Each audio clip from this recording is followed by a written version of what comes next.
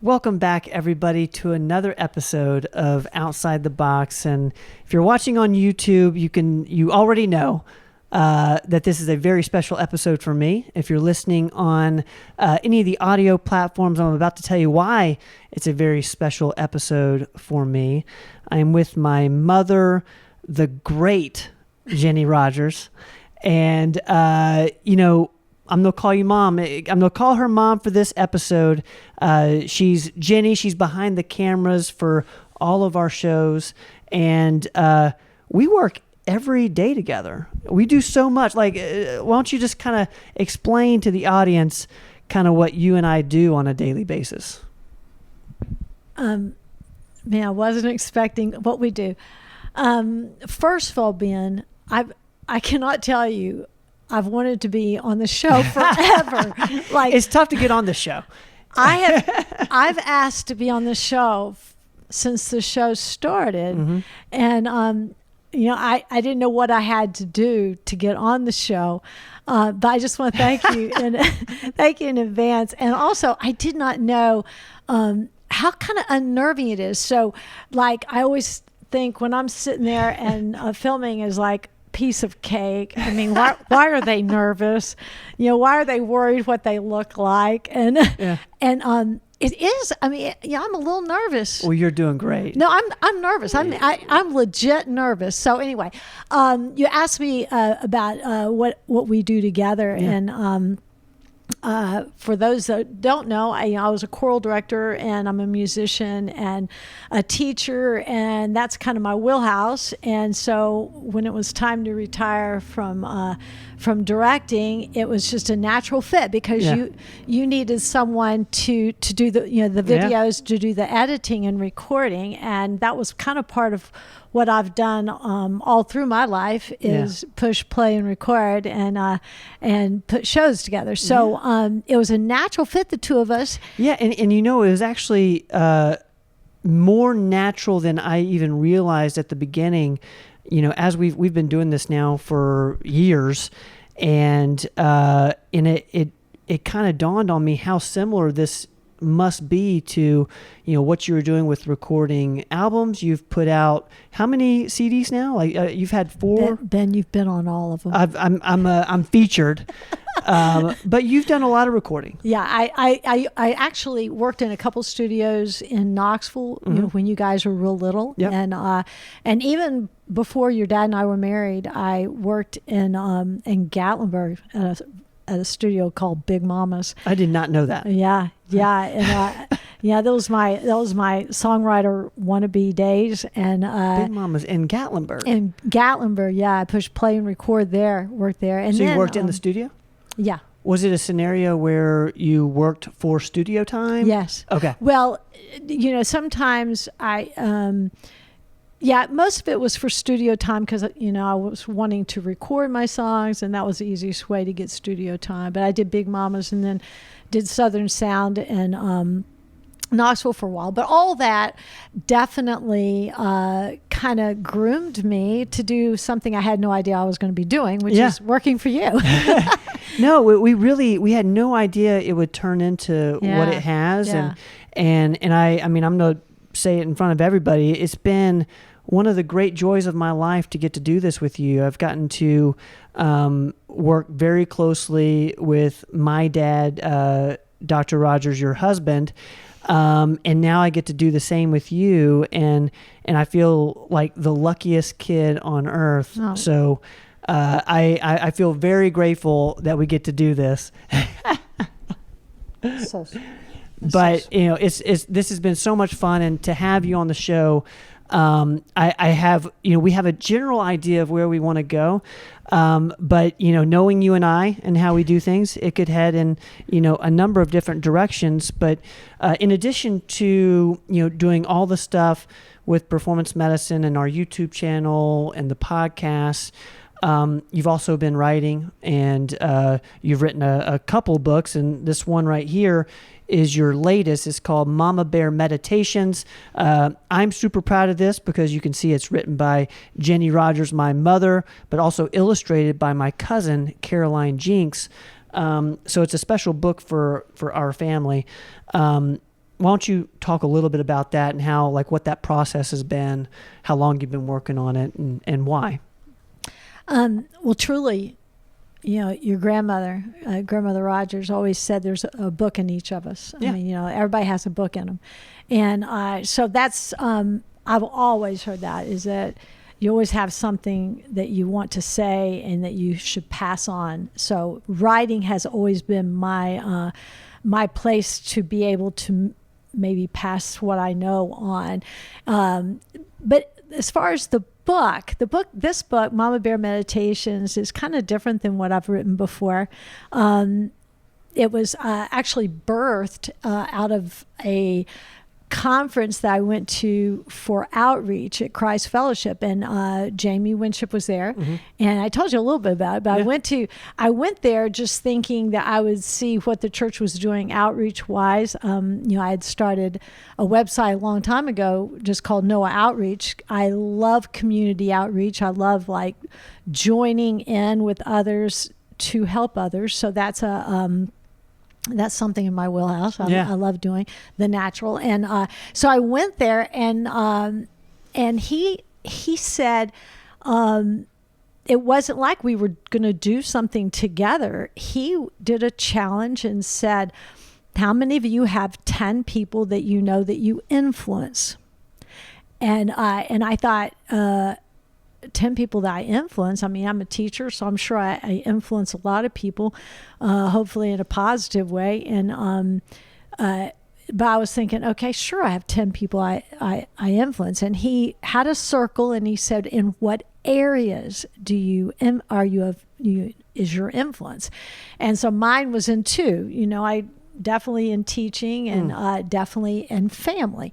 And so I thought, he said, okay, write down 10 people. So I wrote down, of course, you guys, because I figured that, it's not like when he was talking about influence, it wasn't like you had power over that person. It was more like you knew that what you did was going to have an impact on them. And so that, to me, what I do definitely has an impact on the three of you guys. So, so I thought, okay, I'll put Kelly, Ben, and Andy, and then I thought, okay, well, definitely there's some students that I've had that definitely what I do makes a difference. Like they watch what I do, and they were either going to go into music or whatever. So I wrote down their names, and then I don't know what I asked Kelly with her friends. I said,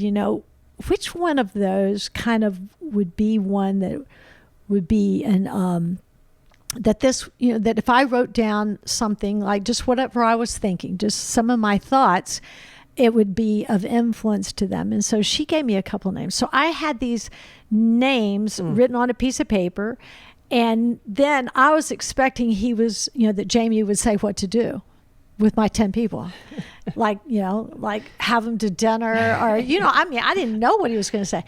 And, he did a typical Jamie Winship thing. He just said, run, go. Oh, okay. Go, do what you do. Do your natural, do your truest self with those 10 people.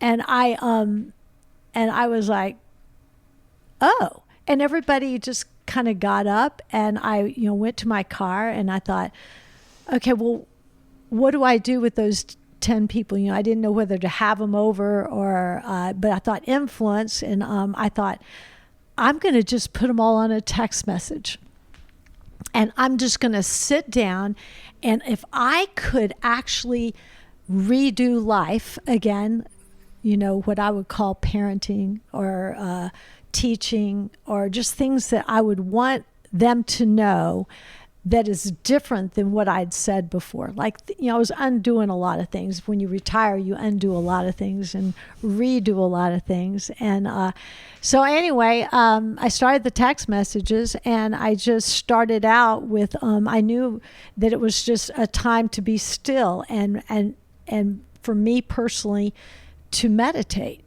and think about what would I tell y'all differently? What would I tell you differently that I told you before? And it's kind of like, your perspective changes as you get older. And, when you're raising kids, you're so, you're running them. I was running you all those tennis tournaments. And then, the other kids, all I was doing is just taking them wherever they were practicing or whatever shows they were doing. And everything was just so fast. Yeah, and you're kind of like, when you're saying that, I kind of picture you're just trying to stay above water. Yeah. Just doing the best you can. Yeah. And you just yell, yeah. Or, what I'm saying, get everybody get in the car. Let's go do this. Let's be happy. Come on. Let's make, birthday parties and that kind of thing. So I really didn't have a chance to really share myself, I guess I want to say, because you don't really share yourself. You're trying to, you're trying just to do life. And so anyway, that was my purpose, is I just wanted to be vulnerable and be bold and be able to what I call just authentically talk about life. And so anyway, I started the text messages. So that's how that started. And I started the first one with just being still, and I just would write a couple paragraphs on just on what it felt like to be still. And as I was writing, in fact, I think that that's probably how I would describe this writing to anybody out there listening, is this is my intro on being still, and it has a little picture of the bear that Caroline did, looking up at all these bees swirling around honey, a honeycomb, and you're trying to be still. So it says, an intro to Momma Bear. I struggle with still. Not a problem to have if you're writing a book of meditations. It's not that I can't sit still. I can, but my mind, well, that's no way. It's just, it gets up and goes wherever it wants, when it wants, for however long it wants. I wish I could change that about me, but baby steps. So my goal today is to clear my head, to feel the silence and be okay with that. And then it goes into a prayer that I had read. God, teach me to pause in this moment, to tuck away ourselves in the curve of your slow arm, that we may know the miracle of now, the gift of this moment, you beside and beyond us, welcoming us outside of all we measure and standing with us, etc., etc. So what I kind of did with that opening of being still, I sent it to them. And I asked each of y'all, this was not a response. This was just for y'all to read it, and you met it, like you think about it. Right. You just think about it. You just think about being still. Mm-hmm. And then together in this community of the 10 of us and me, we would just kind of grow together. We would grow. So anyway, as the text messages went on, the group got bigger. So when the group got bigger, I thought, well, wouldn't it be cool to have illustrations, like because it was kind of a lot of 30-somethings. There was a couple that were my age, but most of them was your age. And so I asked them, so I asked Caroline, who's in her late 20s and, or no, mid 20s, I guess is when she did this. If I sent you in the text messages, could you draw us a picture? And then I would put that in the text messages. So that's how the pictures, she would read the meditation, and then she would just draw a sketch. And so neither one of us thought it was a book at all. Interesting. We were not doing a book until the end. And one of Kelly's friends says, can I have the ones at the beginning? Because I missed out. Yeah. Because she came in on the text messages later. And so I thought, okay, well, if people are going to ask for that, I ought to just put it in a little book. Right. And so I put it in a book. So anyway, that's when I told Caroline, okay, now we're going to have to go back to number 1. And we kept going. And so Caroline was like, yeah, how many are we doing? I was like, so I thought, well, it had to end. So I told Caroline, let's just let's just go to 40, because I felt like that was just a kind of a godlike thing. 40 days, 40 nights. I just thought it was just a God thing. So I said, let's go 40.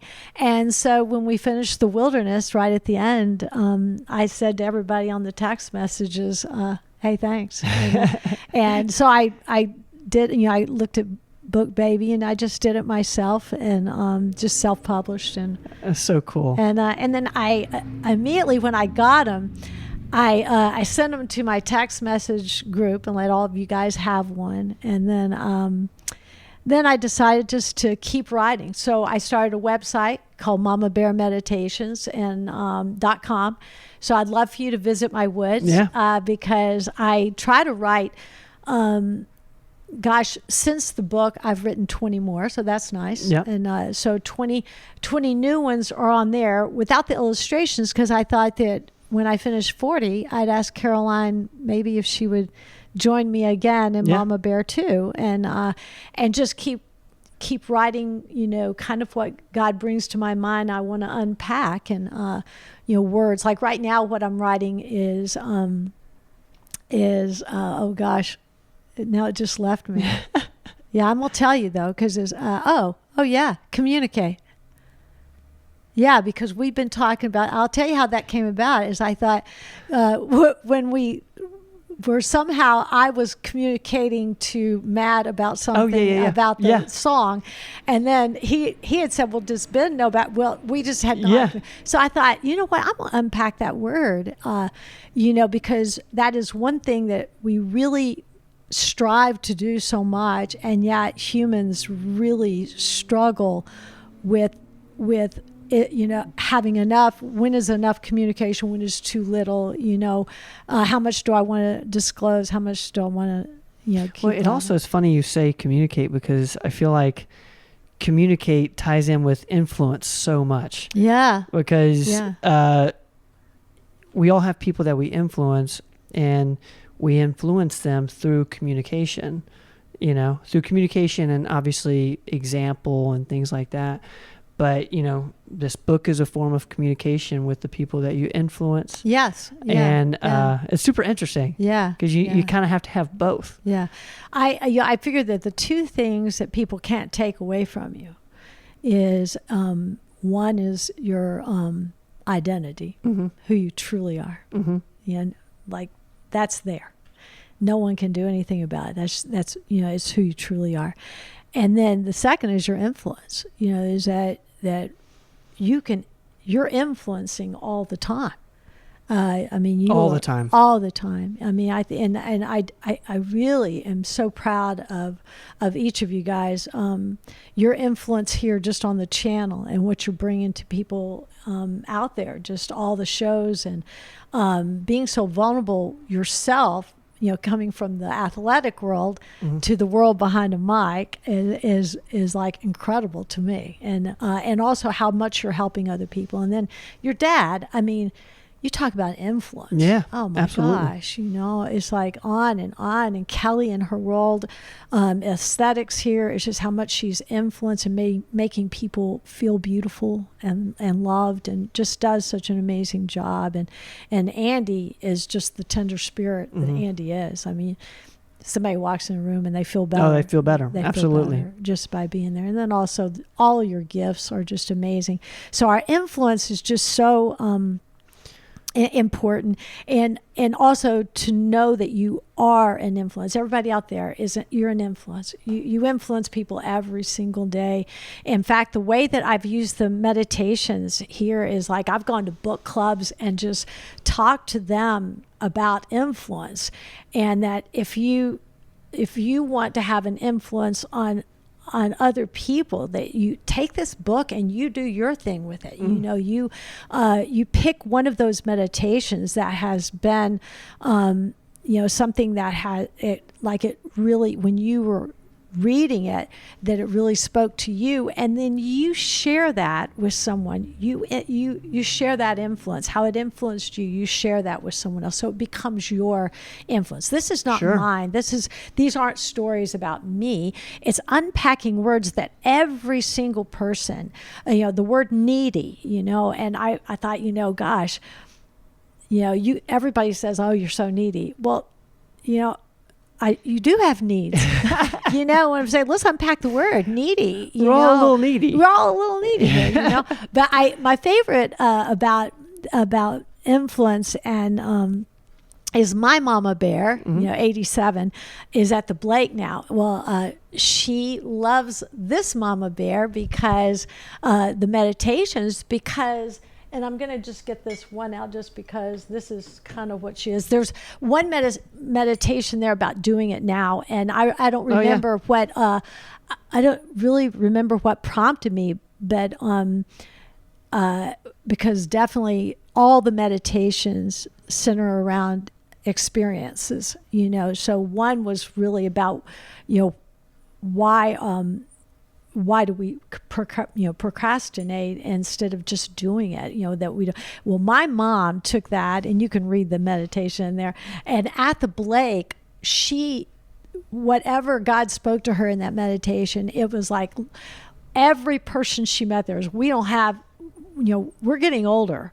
Like, we got to do it now. We got to do it now. So I literally made mugs for everyone of her friends that need to just do it now. And, I love that. And that became kind of their mantra, At the Blake? At the Blake was to do it now, is get on that bus, go see that play, go, even get out of your bed. Let's just say if it's one of those days that, that you are not feeling well but you just need to move the body, do it now. So anyway, that's been a real fun, fun, just how it's been passed on. Yeah. So anyway, that's my Momma Bear Meditations. I love that. I have to ask, because I'm super curious, do you have a favorite meditation in here? Anything that, any favorite one of the 40 that is particularly, special to you, out of curiosity? Well, all of them are special to me. There's not one that's not. But the one that really, I guess, that's the most vulnerable for me to share in there was Braveheart. And that is because, people always, talk about being strong and being brave, but I really wanted to unpack those two words because, anyone can be strong because you can read books, you can go through, just like, Lucas was going through his program of what he does. But I'll just share Please. that opening of Braveheart. Yeah, just please. so that you get where I'm coming up. It says, I have a category in my head for opposites, upside down meanings for things that should be, but they aren't. And brave is in that category.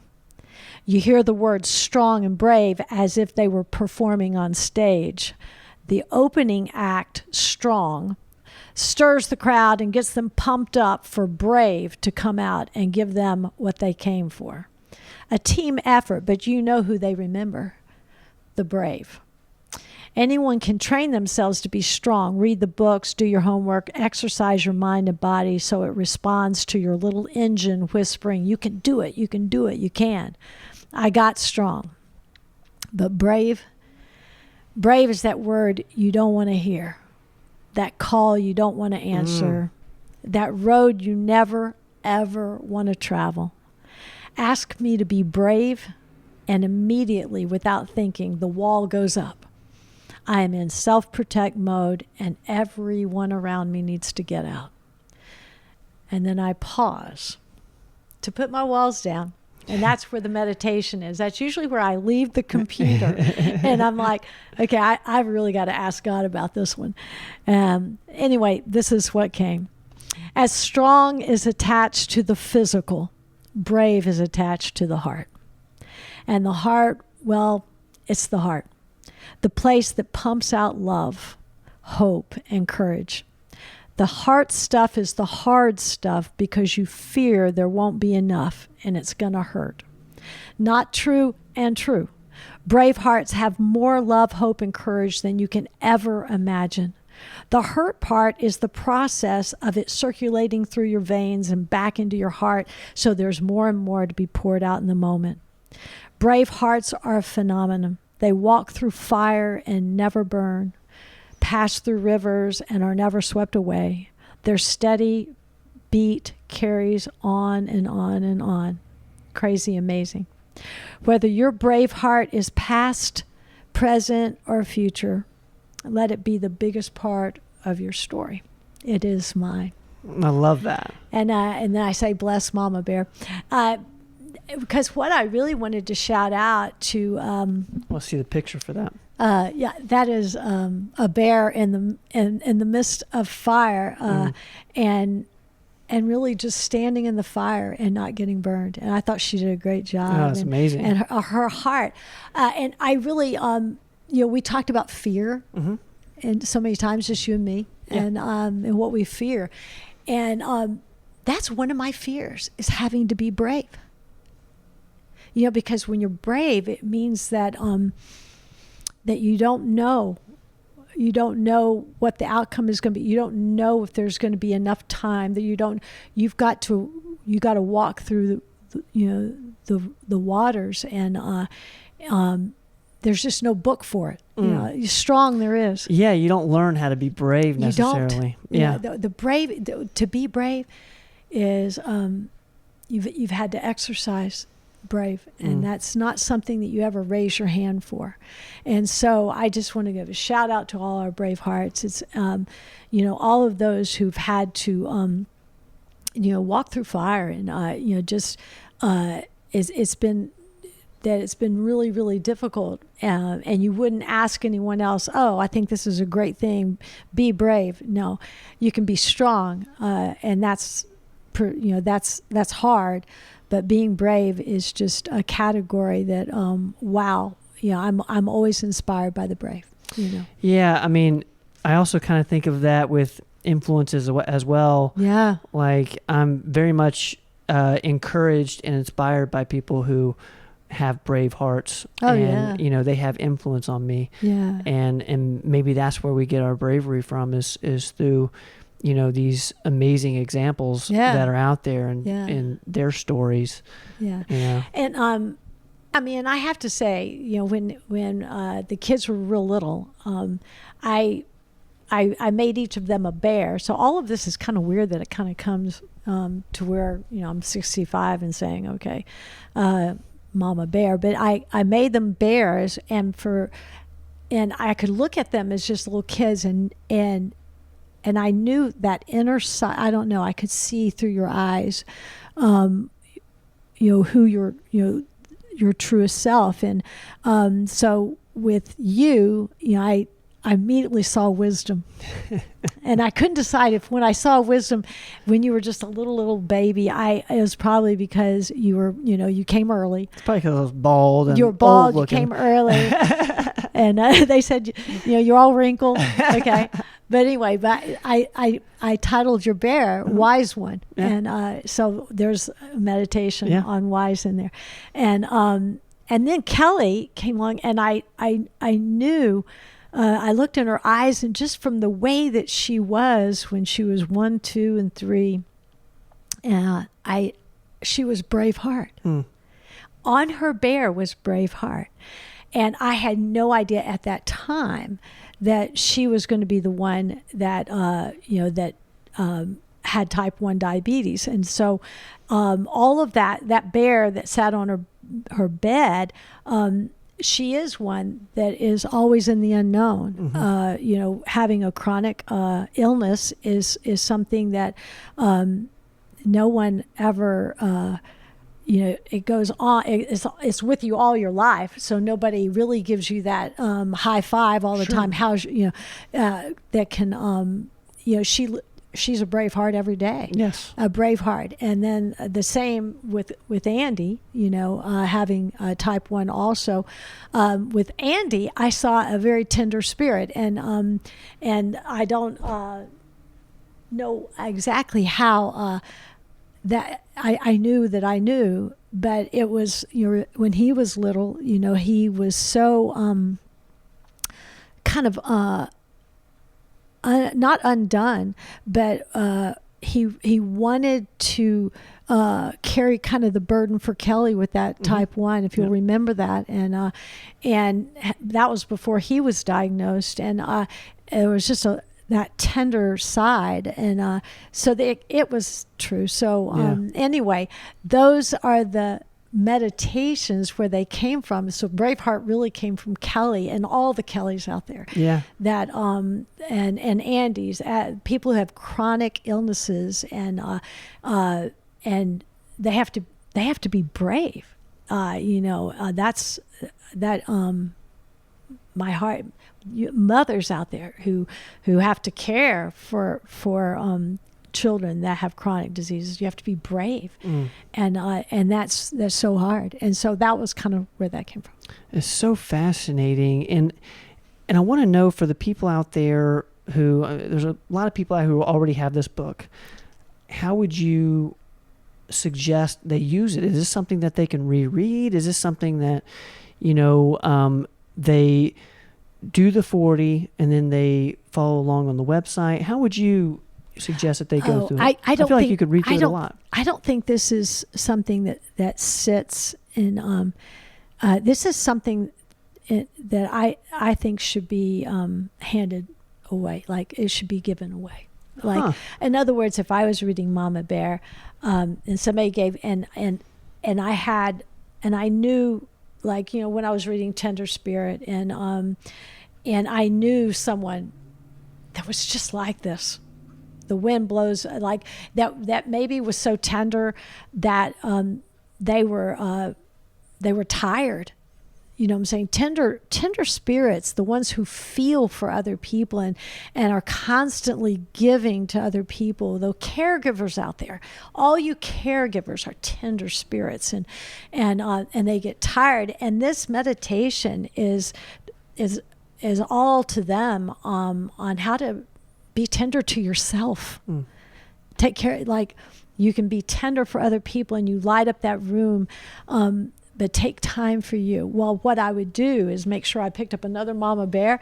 I would put a little thing right in there, and I give it as a gift to a tender spirit. Do you put the bookmark on something that reminds you? Every time I share a Momma Bear, there's a bookmark, because I have bookmarks that are in there for that purpose, so that when you hand a Momma Bear away, it has, I don't have it in this one because I took it out, but is I put it in the one that resonated with me, and then or I knew someone who was that, and I would give it away. So that's how Momma Bear Meditations is not really me telling you a story. It's me opening up the window for you to connect with your story, like which one connected to your story, and then you share that with someone else, and then they do the same. 100%. Like if I was doing missed it is a good one. Like, how many things do you miss?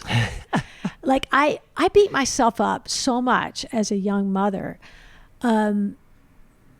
wanting so much to be at everything you guys did, and there was no way. And I was going to miss something. And then I would always feel not enough because I missed something.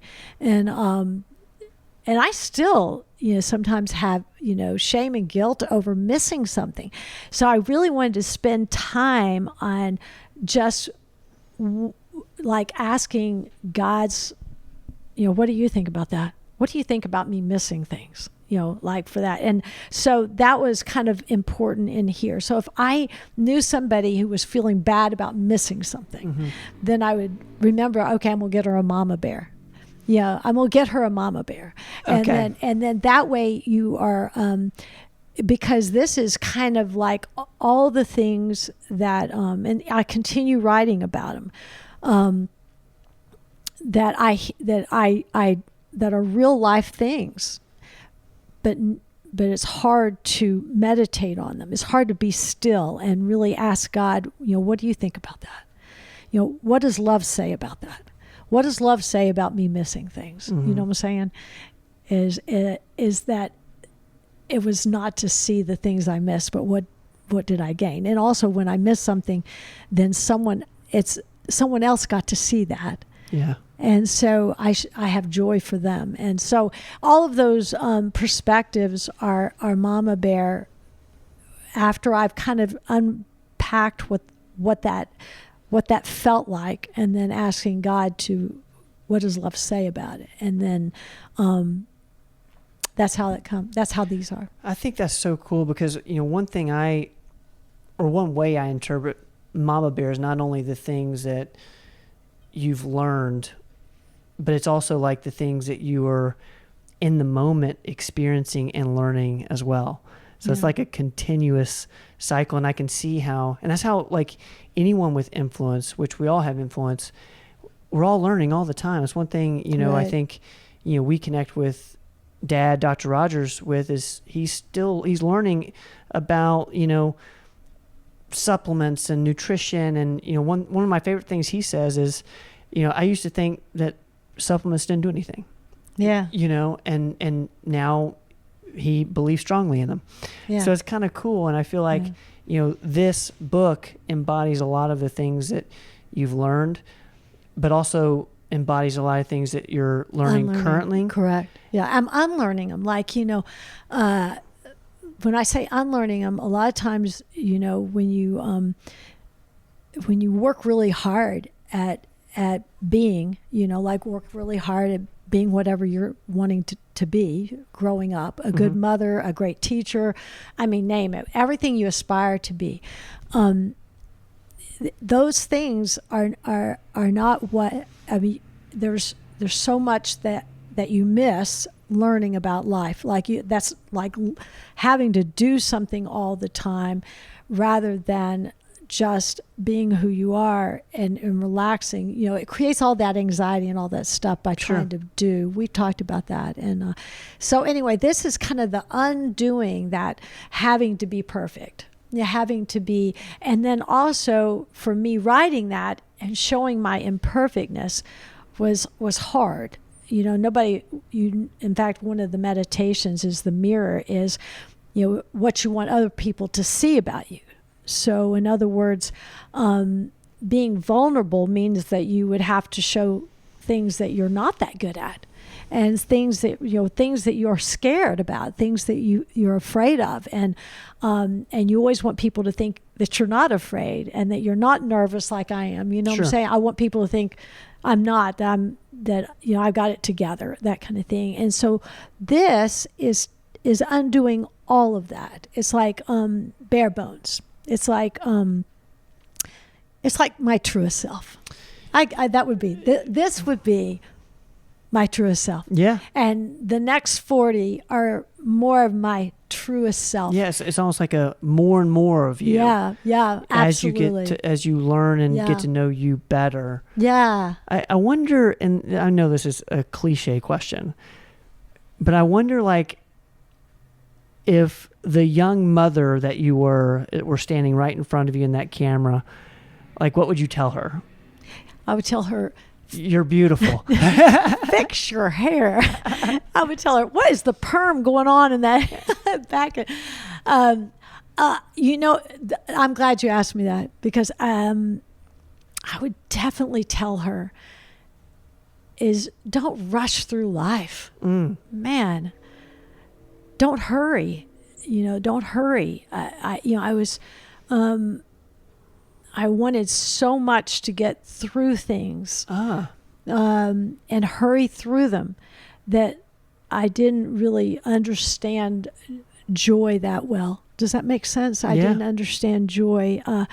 I wanted kind of, and the world sets you up for that. Absolutely. That is, golly. I feel like that's our default. And also, you guys, oh my gosh, from weddings, like, I feel sorry, from day one, like, you're expected to have this huge thing and bloom. A wedding that looks like Princess Di, just like you're expected so much to be something, and that kind of sets that course of anxiousness. Like checking things off. And, and I feel like the checking things off, at least when I have like a task list of course I'm going to try to get through it, Yeah, totally. Like, and, I think if you go through life that way, it could be very much a hurried way of living. Yeah. And you don't get to kind of be present and experience the joys. Yeah.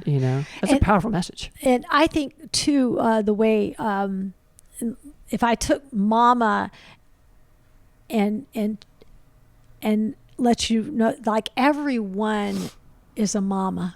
You're a mama. Mm-hmm. Everyone is a nurturer that wants to look at others, like anyone who looks at others and wants to connect to them and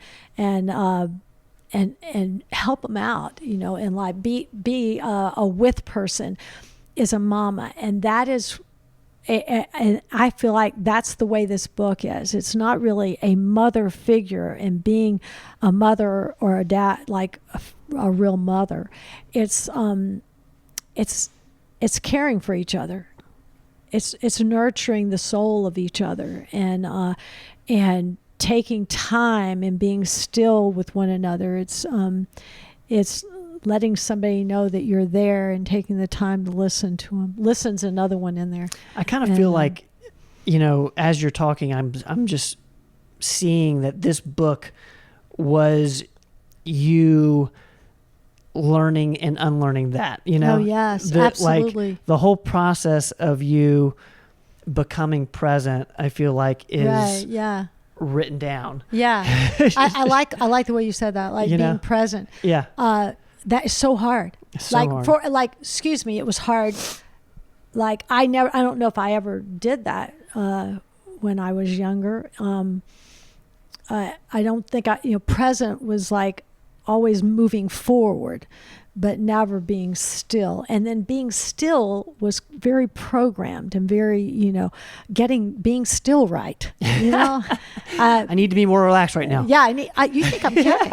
Like, it's just... This is my relaxing time. Yeah, and having to undo kind of what the world views as normal is really just always not enough. Mm-hmm. I mean, it's always not enough. The world just sets you up for not enough.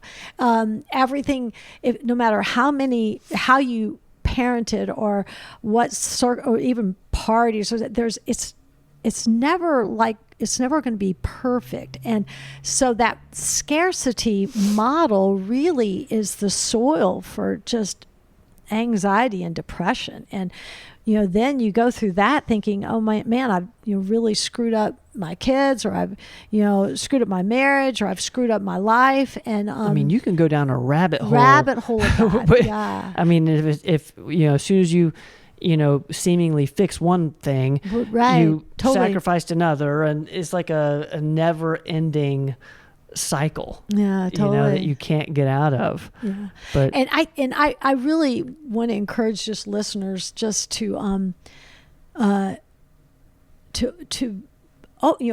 be vulnerable with yourself, like be true to yourself, and find out really who you are, so that you can love other people like I'm saying. So and that was hard because is always a role that you play that becomes your identity, the role that you play. So risky. It was the journey to undo. And in fact, I have one whole meditation that everyone needs to read on undoing and what that felt like. And, but it's really taking years and coming up with, okay, what was it that really mattered at that time, and what did I learn from that, and these are the things I learned, and so and I'm continuing to learn. And I think that if I had known how to process life just through my truest self earlier, then I probably would not have been as anxious through the years, just anxious. I want to say that's about the biggest word is being anxious, wanting to get it done, just that. And so if you're that type of person, and get it right, yeah. Absolutely. I really wanted to get things right, and I think that is not only for myself, but that's for God. I wanted to.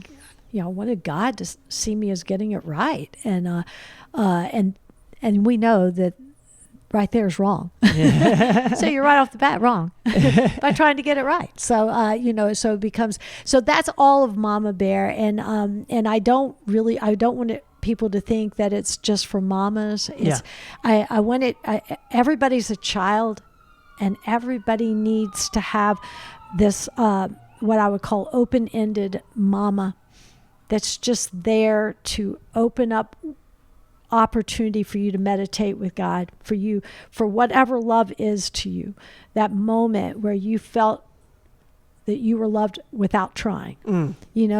That you, without trying, you felt loved. And in that moment, that is that nurturing feeling. That is what love feels like. Yeah. Is when somebody cares for you without trying. And that was kind of my God moments of being still. And without trying, God loves me. Well, what a beautiful way of unlearning, and putting it into a book. You're on your website, mommabearmeditations.com. Make sure you guys go to that website to follow along with things that you're learning now and unlearning now, because I feel like we're all in that process of unlearning. We're in a human world, And I've loved it when people have sent me messages through Momma Bear Meditations.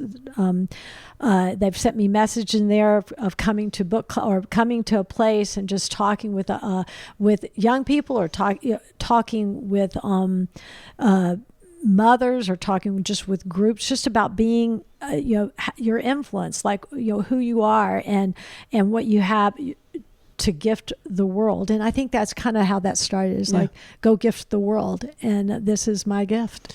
I think that is so cool. And I will say, for the people who do have this book, if you've read all 40 meditations and you still have the book on your bookshelf, you're doing it wrong. Find somebody to give it to. Yeah, give it away. We don't want to see those in your house if you've read them. We want to see them out in the world to people who need to see any one of these 40, maybe all 40 of them, because there's somebody in their life that they can gift it to. And I will say before we sign off that you have influenced me in the most beautiful way, and I am so grateful that I have gotten to be influenced by you and continue to be influenced by you every single day. Well, don't make me cry, okay? Because I really was doing really well. Okay, thank you. Yes, thank you. And I love you, and I can't wait to rewatch this video. I can't wait for... I will not be rewatching it, okay? But I do want to say that the books are in the performance medicine houses in all of them: Fountain City, Knoxville, and Johnson City, Bristol, Kingsport. They're also in a little store in downtown Bristol called The Local Merchants. And so I have a little shelf there that has my mugs. And then also you can get them on bookbaby.com. You can get them on amazon.com. You can send me a message and say, hey, I want some mugs. Can you put together a little gift bags? And I do that. And so I've done that for several people who want to give them away as Mother's Day gifts, or just to maybe people who are struggling, or single moms, or or maybe someone who lost their mom. This would be a beautiful thing to just have someone who's constantly reminding them how beautiful they are and that they're loved. I love you. Love you. Thank you for hopping on the show finally. Finally, guys, we got her on the show. Thank y'all so much for hanging out with us on Outside the Box. Thank you, Mom, for being on here with us. I love you, man. I love you too. Guys, see you next time. MommaBearMeditations.com. Don't go away.